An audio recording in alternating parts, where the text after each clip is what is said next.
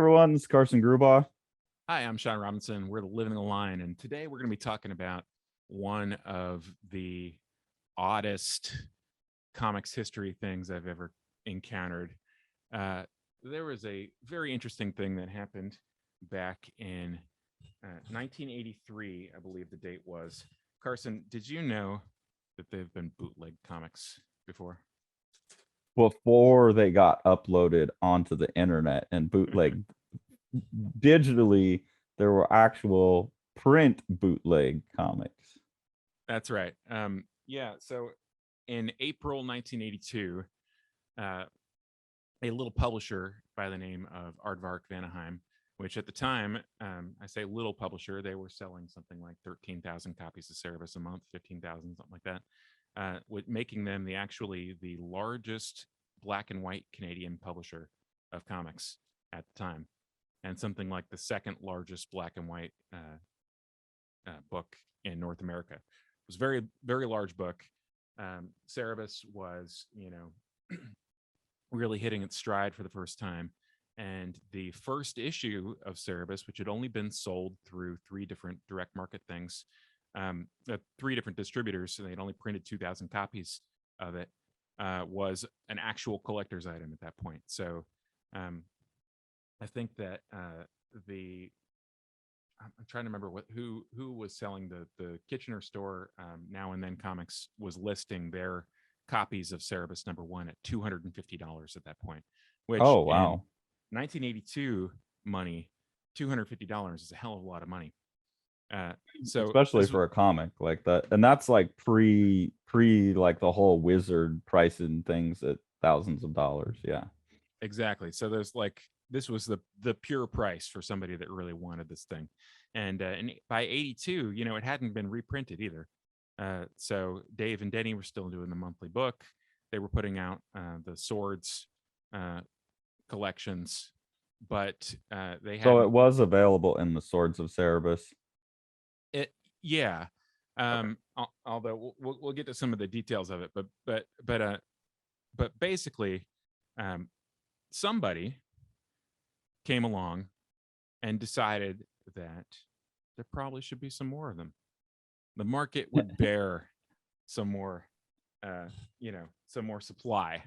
And so I have in my hand right now, this is a copy of Cerebus #1. This is a legitimate copy, one of the 2,000 copies. This was Dave and Denny's office copy of the book. I say their office copy. What I mean is, they wrote in it. Right? And people are dying that you have that. Like the ultimate Cerebus #1 collector's item, and you're pawing all over it. Well, I washed my hands a couple hours ago. This is not going to be CGC slabbed. No, probably not. So this was printed in by Moyer Press and Fairway Press, and this was I don't remember which one is which, but Dave, his local newspaper was, he contacted the local newspaper's printer and got them to agree to do it, and they subcontracted out some of the work. So the cover was printed by one printer and the interiors were printed by another. Anyway, this was back in 1977. And, 5 years later, somebody is bootlegging this thing. Here is a copy of the bootleg. And you might not notice it from the on-screen appearance here, but there are some pretty major differences between these two items right here. So I'm going to skip ahead a little bit and tell you, number one, this was a really big news story at the time. Dave and Denny really tried to get to the bottom of what was happening. We're going to hit some of the other. Basically, these guys traveled across the country. There was teams of different people. Denny ended up talking to the FBI, who were investigating as part of one of the stores that were hit. So these guys would travel in teams of two, and they had a team that was in London. They had a team that was traveling like the East Coast. They had a team that was traveling the West Coast. Wow, And international. it was an international crime. And what these teams would do is they would pull up to a comic shop, and they would tell the comic shop, "Hey, we're from Canada. We have a couple copies of this book, and we really need some money, so we're willing to sell them." And they would quote a price like $35 or $40, and these dealers would say, "Well, maybe $30." And they'd go from there. And Knowing that they could flip it for 200, exactly, 250. or whatever. Yeah, Yeah. I don't know if necessarily all the copies were sold for that amount. I think that but the dealers were intending to flip this, and so they ended up. What they would do is go in and do this, and then once they'd sold them, they'd move on to the next thing. And communication being what it was, things being fairly slow, things being over the phone, fax being like your only real instantaneous method of communication, the details traveled really slow. Interesting observation that Dave had is that people were not used to looking at comic books like an artifact at the time. And when they actually were able to pin down the differences between these issues, and Dave would explain it to somebody over the phone, they would just be like he was talking gobbledygook to him.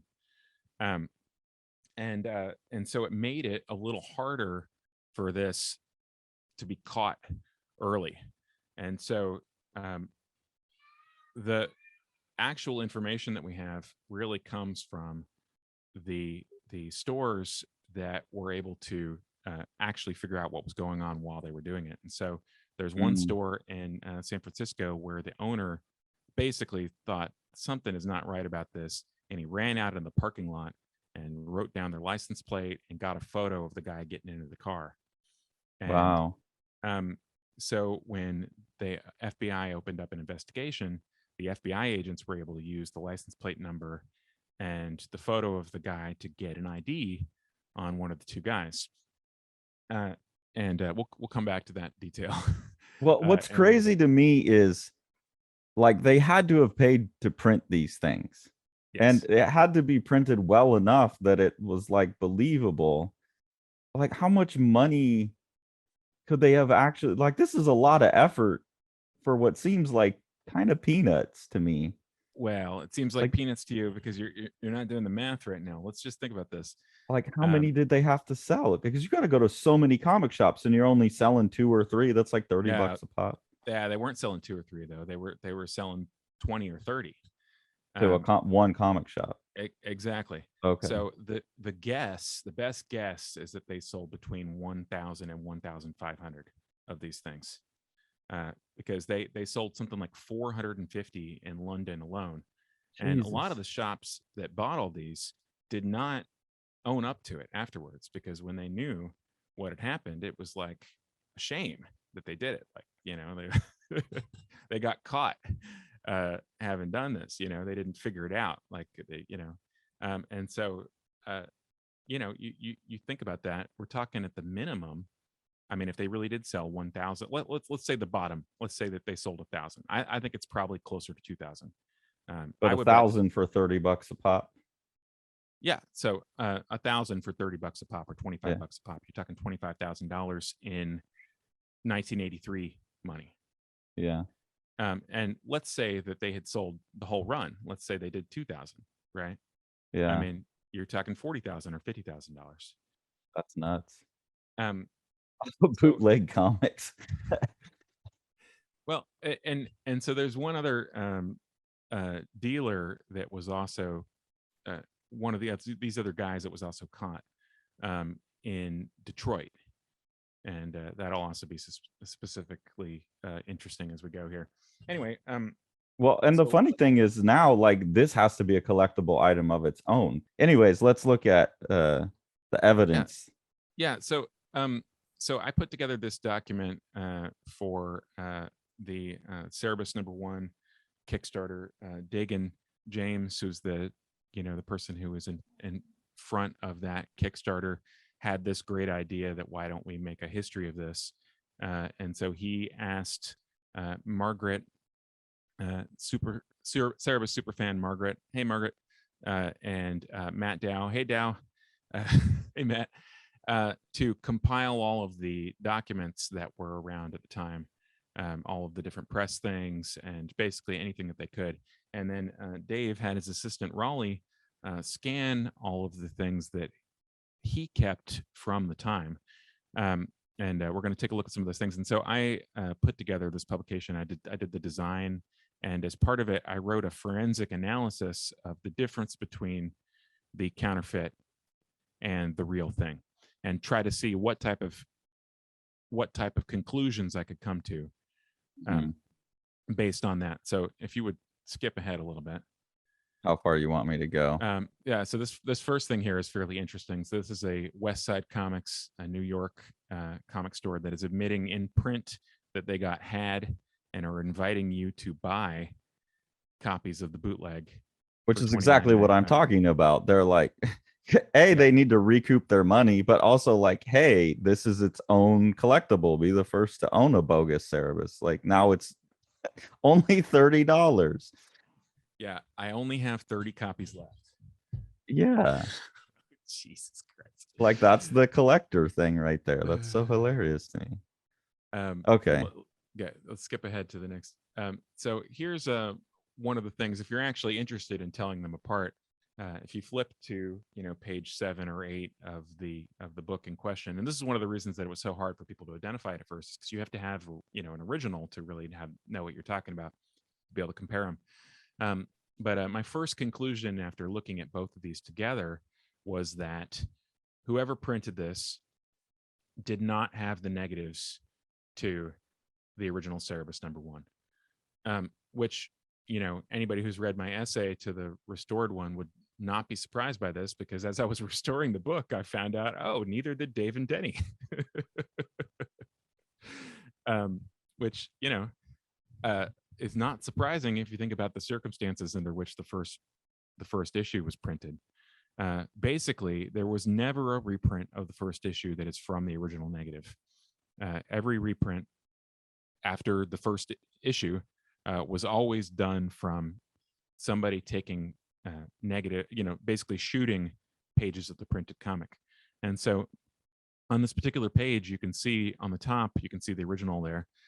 This is a blow up of it, and it's got a very dark tone on this page. And because of the way it was printed, it filled in, Bled, yeah. Right. And so it's almost completely black on this second generation there. So that's that is what it looks like in the bootleg. And if you look at the black area there, you can see the strategy that they used to do this. This is actually not an easy thing to take something that was printed on porous newsprint and has a bunch of fill in and everything, and then shoot it with a with a negative camera in such a way that it's still going to be printed again on newsprint, and it's not going to be just this filled in black mess. And so what they did is they spiked the exposure in order to compensate for all the fill in that there had been. And you can see the black area there has just got dust all over it.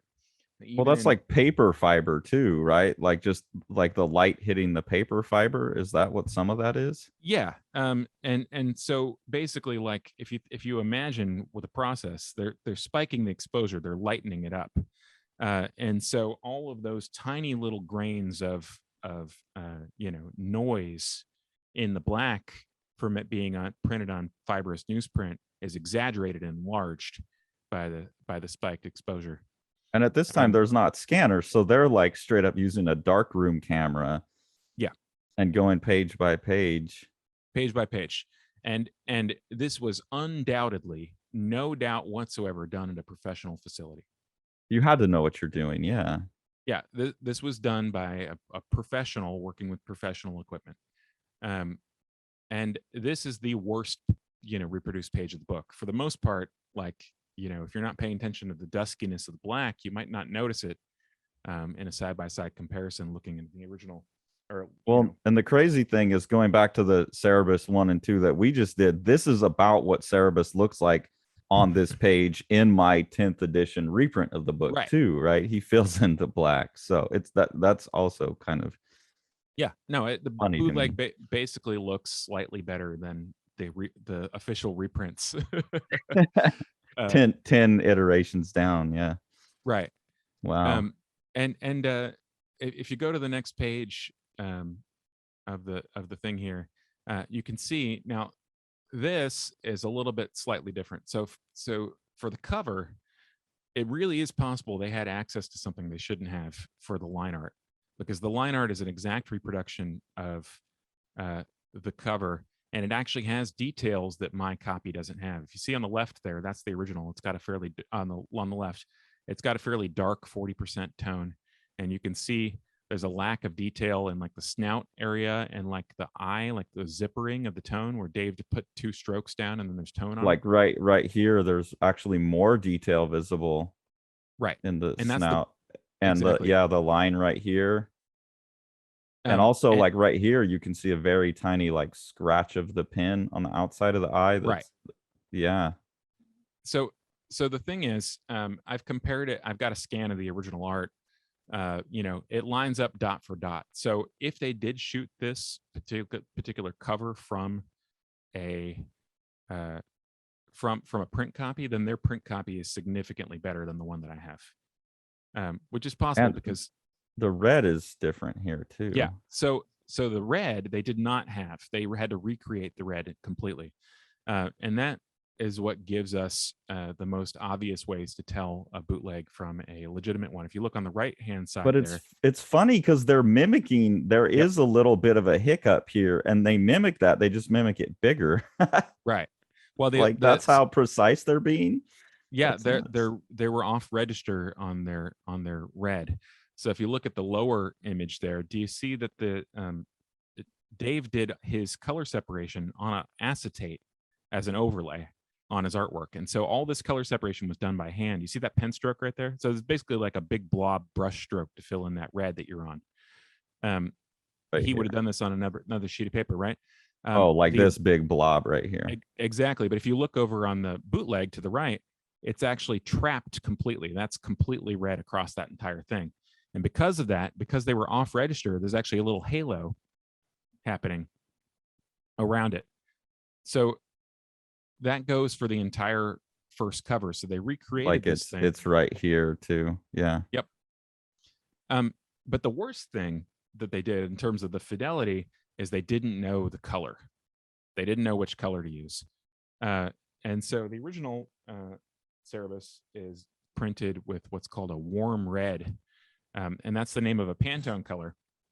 You want to know how exact Pantone is with their standards? When I printed this book 41 years later using the same Pantone color, it looks exactly the same as the Wow. Cerebus #1 original. Pantone has kept their colors so insanely consistent that it's exactly the same. And when you printed it, your cover is using theirs, it looks like, right? Like well, this color here is this one. Yeah, but that's just because we're limited to the same Pantone color. So the bootleg is actually a process magenta instead. It's not quite. I don't know exactly which one that they were using, but they got the wrong Pantone color. And so if they were really doing this at a legitimate printer, which I think they were, they would have had a Pantone guide to be able to compare it and check and make sure they got the right color. So I think what happened is they were doing it after hours. I think they were using a real facility, but they were doing this, not in the normal production flow of a book. So that their perception of the color was off because the lighting was different. Lighting was different. They didn't have the Pantone guide out because it's somebody in somebody's office. Exactly. Whatever it is, something along those lines kept this from being a professional job, because warm red is one of the most common Pantone colors. This would have been as simple as somebody taking out their sheet and popping it out and being like, warm red, see, here we go. Or someone who just doesn't have as accurate color perception. Like I wouldn't be the right guy to match that because my red green color is off a little bit. Also, I noticed that you can see the dots in here and you can't on there. Like the black is richer. That's right. Well, the richer because it's trapped with the red completely. Yeah. As opposed to the original where it's all hand hewn. So they actually did the trapping in a sort of like quote unquote professional way that Dave didn't. But if they're going in and like hand painting the red, they're being so so accurate to what Dave did. They're getting like the little blob here where he like Yeah. messed up, and like they're getting where he messed up there. Like that's an insane level of commitment to like accurate. They probably did this too, but it just because it got shifted, you don't Yeah. see that. Like so, that's great. Like right there, they have that same Yep. error. That's a lot of time.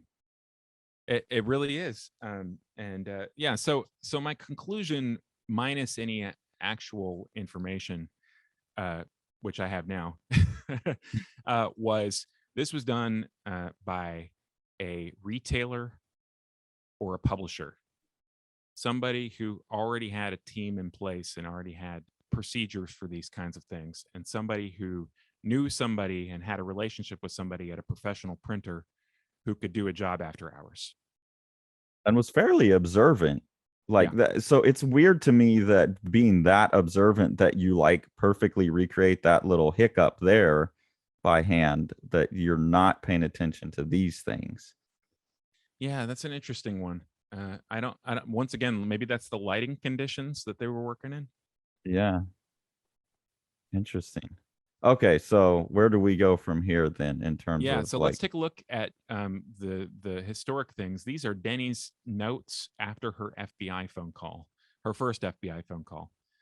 And on the right here, you can see the heroic uh, retailer, or sorry, on the left here, you can see the heroic retailer who was able to identify um, two relevant names from this first sale.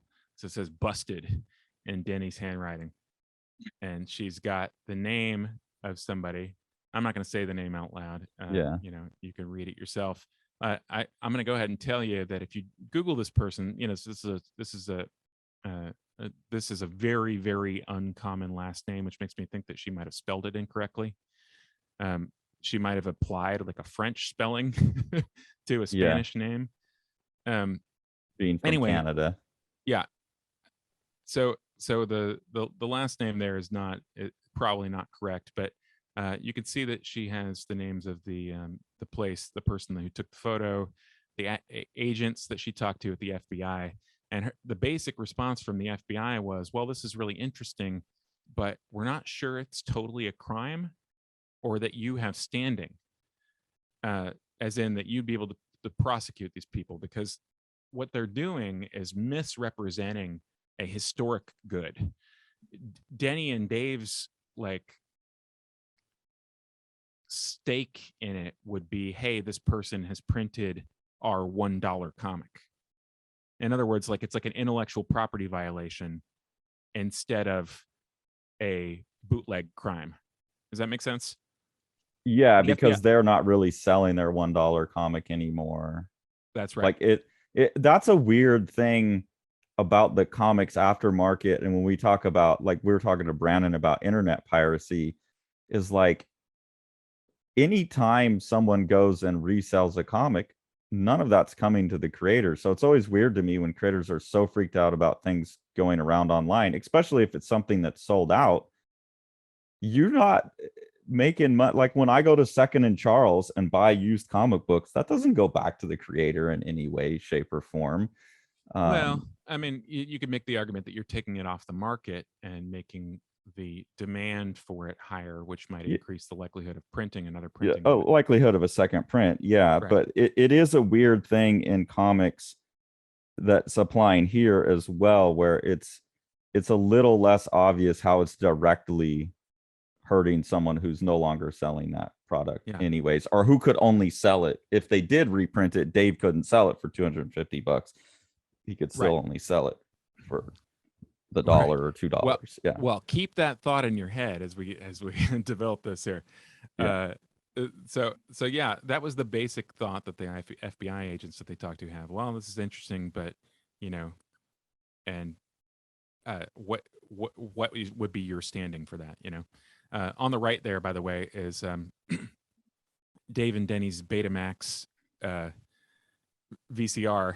They had been recording uh, videos from City TV's Much Music, and the numbers are the start times for each song, so that they could, listen to the song or watch the video or whatever. Which This is on the back. hilarious because this is bootleg behavior on the back of their complaint. Oh shit, that's hilarious. I was wondering, I was looking at this thinking, okay, these are historical incidences of bootleg music that Dave and Denny were like using as like precedent for, look, you guys prosecuted these. No, this is them engaging in the same behavior, just not selling it. Wow, they weren't selling their Betamax copies of this, but yeah, they really like Shakin' Stevens. It is ironic though. I mean, that's funny. It's a you can funny see the juxtaposition. note there, civil suit for money. So that maybe the FBI is recommending maybe you could take this up in a civil suit as opposed to a criminal. Oh God, I'm so glad that's here. The issue would be an issue of standing, proving that they were harmed by this, that they personally, Dave and Denny, were harmed by this. Which is exactly where, if these artists were mad that they Betamaxed it, they'd be like, "Oh, you have no real standing." Yeah. Well, I mean, what could they do, right? What could the Rolling Stones do that they had an '81 tour? They weren't selling that on VHS, They couldn't buy it. That's why I love this. It's like such a evidence of like them shooting themselves in the foot without even knowing it, kind of thing. Let's go to the next page. So, she took notes when she was talking to these different reporters, and we've got another FBI agent there, and more sort of negative feedback in terms of the likelihood of them being able to have some kind of We're gonna get in trouble for having FBI phone numbers on the screen. Well, I don't think that he's an agent anymore. Probably we could. Yeah, I'm not sure. Don't call these numbers. Yeah, don't do it, guys. These are historic documents. We go to the next page, and more talk about this. And then here's another named person. This is a person who was on the left there. You can see their name. This is another person who was identified as actually selling. So this is information from the New Jersey FBI office. And this person was selling in Detroit. And this is significant because the extra information that I have here is that this person had associations with somebody who was a publisher in Michigan. What is this? Kim Thompson, Fantagraphics Kim Thompson? Yeah. That Denny's like asked him. Mm-hmm. Interesting. What were they trying to go to that? Because they would have been in the Comics Journal at the time. Yeah, Comics Journal. So we'll see the article that they wrote down.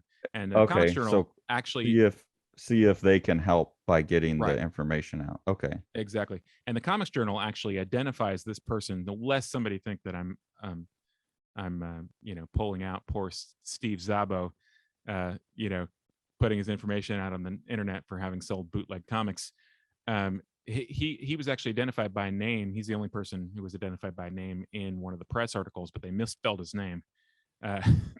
Okay. So let's go down to the next, and you can see, some of the early press, including this fantastic photo of Dave and Denny there. I like her like through the foggy window. Yeah, through the frosted glass of their window. That's an amazing composition. Sure is. CP wire photo, whoever you were, good job. Yeah, it did a fantastic job. So you can see the SF Examiner article there, and it's interesting, that they're just totally incredulous as they're going through here. What's going on here? What is this? What is this blowjob photo here? I was like, Dagan, we got to use this photo, man. You got to use that whole page. Oh, he's holding his mother as she begins to cry. Okay, I'm sorry for whoever's in that photo. That was not a well-composed photo for grief. Anyways, this is the story here. Yeah. My favorite headline on that page is Pac-Man sued by corn nuts. And FBI probes sex. Here, FBI probes sex charge, and then indicted her son. Like that was bad layout right there with that picture. You know, It- having done some paste up layouts myself for a couple years, I think it's possible that you know, you have a little fun sometimes when you're putting these things together. oh, this is totally subversive behavior because these are people who are trained designers at this point, I'm sure. It's like people drawing dicks into the back of Disney movies. Anyways, off topic. Uh, So we'll keep going. a couple of those articles call it the biggest you know, biggest scandal in comics ever, which, you know, Wow. given the scale of the sales, I think is not an unreasonable thing to say. Pretty Um, amazing. An and then this was, interview. yeah, interview with written by Craig Miller, who was the editor of Cerebus Companion, and later following Cerebus. And this is Diana Schutz wrote this for a zine. Some fan art there. And then here's the Comics Journal message, or the, you know, mention, and then the cat Where the Durand. Zabos mentioned. Right, yeah, Steve Zabo is mentioned Zabo. by name, but they missed the S in his name. And the significance of this guy selling is that unlike the San Francisco one, this guy was a local to the area. Mhm.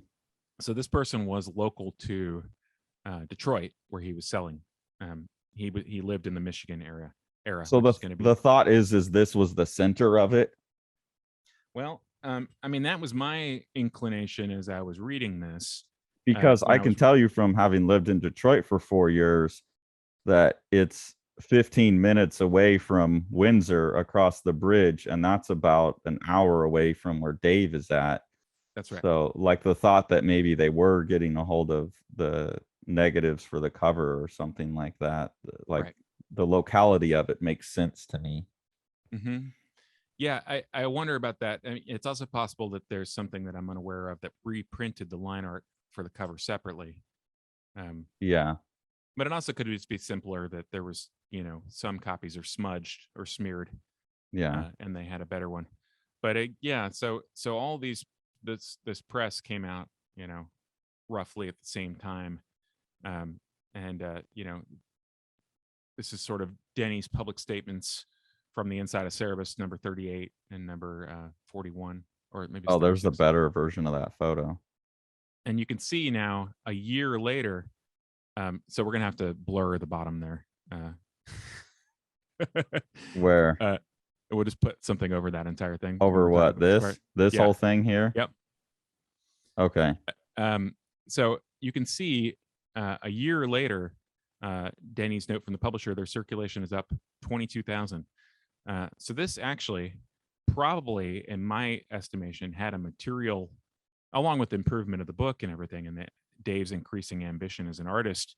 I really think that this actually might have had a material improvement in their standing as a publisher from getting this wave of international press. Yeah, because people are like, what is this thing that was so cool that someone would go like to this length to reproduce it? Like, yeah, that's incentive to go check it out. Right. Of course. And, you know, copy of the book. There's a brief description of each one of them, you know, of the first issue and things like that. So it's a good thing, Sean, that I just learned how.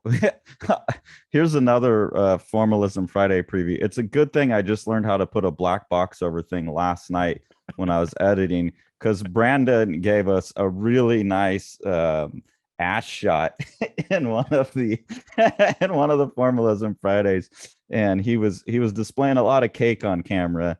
And so I had to edit that out, and now I can put that to use. Thank you, Brandon.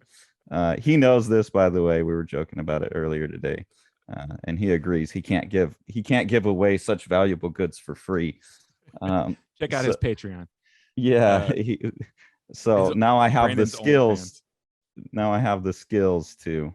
Yeah. So when this was printed, Dave gave us, after I put together the entire document and everything, and Dagan and I finessed the layout, Dave actually gave us a little summary where he made some suppositions. And some of those suppositions, Dagan decided to err on the safe side and block out a lot of the suppositions. So we're going to block out the same thing here. So we don't get libel. Yeah. So everything that I'm going to say past this point is purely speculative. I heard none of these things directly from anybody. Okay. Okay. These are all inferences that I can make based on all the things that we've already talked about. Okay. I'm going to give you the information. Okay. Point number one. One of these dudes who was selling this was local to Michigan, and he was selling it locally in his area. Okay. Number two, that dude had affiliations with various bookstores in the area and had affiliations with various small press publishers in the area. Okay. Okay. Number three, hearsay, as in I didn't hear this directly from someone else, but I heard that someone else heard this, that a Michigan-based publisher was previously known as Power Comics. Okay. There was a Michigan-based publisher called Power Comics that changed its name in 1978 to Independent Publisher Syndicate. Okay. When they were called Power Comics, they printed a fanzine that was called Power Comics. And interesting these days to pick up copies of Power Comics because you can see stories that were written by T. Casey Brennan, a very interesting writer, who were illustrated by Dave Sim. So they had connections. So T. Casey Brennan, very, very interesting guy, and in a lot of ways, sort of an unsung influence on early Cerebus, in the sense of giving Dave, I think, aspirations to greater literary stuff. It'd be interesting to take a look at some of his comics sometime. And Dave was pulled as an illustrator for some of these, and I think that they had a social relationship with each other. And it's a name I recognize just from looking at old Cerebus books for sure. Right. And Dave is, always talked about him as an influence on the sort of why an aardvark thing. Dave literally drew a story of T. Casey Brennan's called A Boy and His Aardvark. Okay. That predates Cerebus by about 2 years. And one of the things that was printed in these early Power Comics was A Boy and His Aardvark. Okay, so we've got Power Comics, right? We got this Power Comics thing that split off into something called Independent Publisher Syndicate. We need like a little flowchart string board.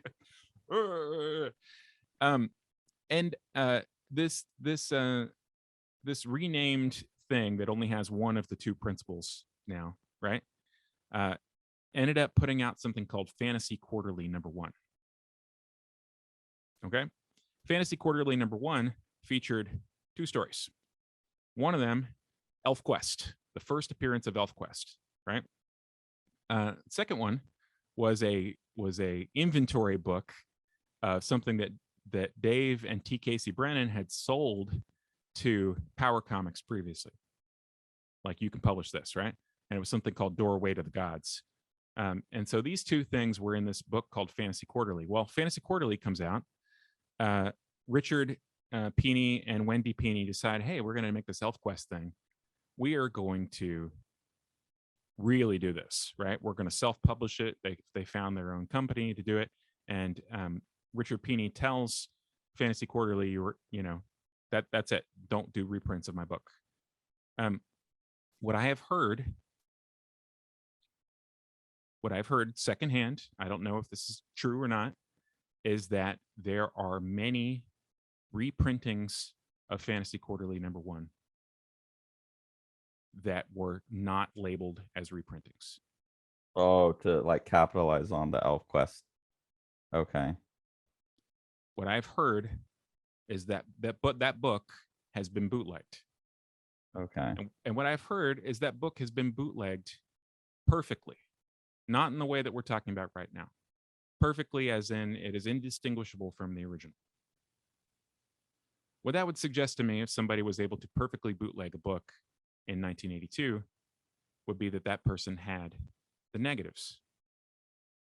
Because they published it originally. That would be one way to have the negatives. Yeah. Another way to have the negatives would be that you bought it somehow and kept it in your closet because you knew it was important somehow. But I think that, the plausible thing is that whoever had the negatives first continued to have the negatives. Yeah. Maybe it was stored at a printer. That is totally feasible. Because we know there's been some printer heists to get negatives back. We've heard stories about that too. So I'm just gonna put those things together. Let's just imagine for a second that you had the possession of the negatives to a book that was valuable on the secondary market, right? And you were able to basically print those on demand and sell them at inflated prices at different comic stores, and that you had connections to retailers from having already possibly sold comics or published comics, right? And you've realized that this is a money generating enterprise because you've been involved in it. That's right. And you know all the ins and outs of how to do that. And maybe you have a little bit of capital to be able to hire some people who are not doing anything right now to just go rent cars, fly to a location and drive around and then come back, right? So, this is fairly late to solve this, like forensically.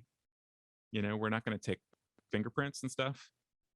But I think it is fairly likely that, given that one of the salespeople was a Michigan native who had ties with other like small publishing people in that area, you can sort of imagine a sequence that might have occurred where somebody has been very successful in bootlegging something perfectly and then goes around and looks and says, what is another valuable book that's basically on the same paper stock at the same format that we can do with our same method, whatever that method is? Are the books like similar paper stock and stuff to the reproduction of the ElfQuest stuff? They are. Okay. Interesting. So you can imagine that might be appealing to somebody, who didn't have any kind of qualms about that. Yeah, and has already experienced some financial benefit. Right. Yeah. So, and is that a safe place to leave things? Is that what you want to do with it? I thought we had a name. You don't want to name a name. Yeah, that's a good question. I mean, so just we'll say Power Comics. Well, Power Comics became something called Independent Publisher Syndicate. Okay. And the person who was responsible for that other publisher, this is just speculation, right? The person who's responsible for that, still lives in the Michigan area. Okay. Had his name on all the publications that we're talking about. And I do have his phone number. Let's call him and see if we can get Sean said at the beginning, he said, I got this guy's phone number. Should we call him? I said, well, that would be intense. So we don't know. We don't know that this is the person, but I don't know. Want to give him a call and see if he'll verify your theory? Nah, I don't know. I'm kind of chickening out. I don't know. I mean, what would the consequences be? We're not accusing. We're just saying, like, we're doing a historical episode. No one's coming after you. Dave's not interested. The FBI could give a shit. But this is a piece of comic history. What do you know about it? Yeah, I've kind of chickened out. I think we should just leave this speculative. Okay. That would be a hell of a phone call. How old is this person now that you're thinking about calling? A person who I'm thinking about calling is 68 right now. Yeah. So we don't want to give any stress or heart attacks. Oh man, maybe we should just go back 5 minutes and just. No, we're gonna leave your consternation here because this is interesting. I Oh, don't know. man. I'm not a lawyer. I don't know the legal dangers of doing this, but Well, it I mean, would I'm not. make for interesting viewing. Because he Yeah, could, the person could just be like, "Know what the fuck you're talking about?" Bye. that's true. Or they could be like, "Yeah, it's been so long." Like, "Oh yeah, we did do that. It was a good." I can't do it. I You can't can't do it. do it. All right. No. Well, that's Sean's speculation about what happened. Does that line up with Dave's speculation that we're going to edit out, or did Um, he come to different conclusions? I think that he came to similar conclusions for similar reasons. Okay. All right. I know nothing about any of this. I'm just going along with like, yeah, this is it's so Dave Sim to like get all of this and like put together. It's like it's very strange stuff of Alex Raymond, but I mean more like tangible evidence. But this kind of like conspiracy board of figuring it out feels very appropriate to me after. Yeah, I mean, as a as a real conclusion, let me just say, like, it was somebody who had professional access, and it's just possible that it's just all coincidence that there may or may not have been like another bootleg operation happening somewhere else. And it's also possible that some of the information that I said is, was misstated at some point along the route. But I think that that's, um, But these are where like the documents given to the FBI and the notes pointed. Okay. Mhm. All right. We're totally gonna get sued right now. Thanks a lot, Sean. I was just listening along. I've never seen the PDF before. But damn, I wish you had called that number. Oh, I mean, hold on. Are you gonna bleep me too when I say names and stuff? I don't know how to do that. Oh yeah, I can just chop out the audio. Yeah, I know how to do that. I know how to do Okay. that. The audio will cut out. Yep. Put that on speakerphone and hold it up to the mic. Yeah. Okay.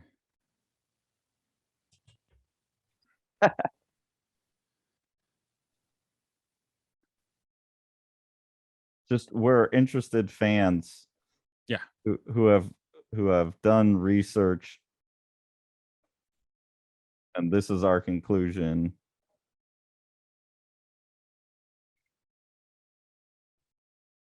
Can it be confirmed or denied?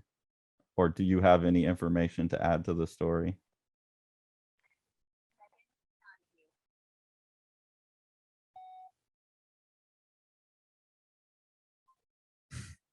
We got voicemail. Straight to voicemail. Oh, okay. I don't know. I couldn't really hear it. It just went. Meh, meh, meh, meh. It's his wife. His Okay. wife's voicemail. Okay. So. Well, we didn't even get a name. It just sounded like Charlie Brown. Wah, wah, wah, wah. Okay. Good. All right. Well, we tried. That was intense. So I think we can leave it on that then. Sean's gonna go take some Xanax. It's funny. I used to do this. I remember calling up, like a state prosecutor when I was researching something for a story about someone who was being prosecuted for what was supposedly child pornography, but then it turns out it was, nude pictures of the Simpsons children, drawings of the Simpsons children. And I called the state prosecutor and basically grilled him on the phone, and really just gave it to him. And I had no problem doing it. It's because I felt justified in it. Was I this think for that, like an article that you were writing, or? yeah, yeah. Okay. Many years ago. But I feel a little weirder about this. I think it's just because like I don't know what this guy has done in the past 40 years, it's weird at the time, that they were bootlegging. Dave was 26. It's like 5 years out from the original publication. Dave was 26. This guy was like, 28. If I was talking to a 28-year-old right now I thought was doing this, I'd just be like, "You child, what's wrong with you?" I don't know. It's harder for me to kind of get irritated at somebody who doesn't exist anymore. Do you know what I mean? Yeah, like they're a different person. Yeah. But also, you presumably. don't know how much worse things they've gone on to do, and if you're gonna like piss off a real like mob monster, like probably Well, just someone who's gone on to like quit doing anything like this and have a family. And yeah, it's weird. If it was this person was really affiliated with the organization. I mean, the word syndicate to me at this point has fairly heavy crime connection. You yeah, know, uh, it Brennan Casey Brennan is another interesting guy in that I'm not going to diagnose somebody remotely. He has had long-standing stories that involve him being brainwashed by the government to commit crimes. so And like has a stories about public organized crime. narrative that involves organized crime and stuff. Yeah. So maybe it's better that you don't poke that bee's nest. Like, did they got your phone number now on there?